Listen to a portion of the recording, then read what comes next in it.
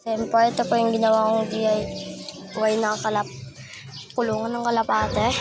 Ito po guys. Ito po yung dalawa. May itlog po sila ngayon. Yun, oh. Ito po, ginawa ko lang. Pinahinga ko po muna. Di pa po ako napaglinis eh. Kasi pang-breeder po kasi yan. Kung minsan kumonda pa.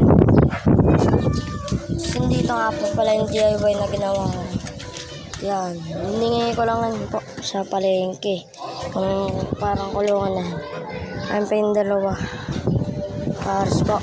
Pag nangitlog na po yan, pag napagpanganak na po yan, yung pong babae yan, papares ko sa pula.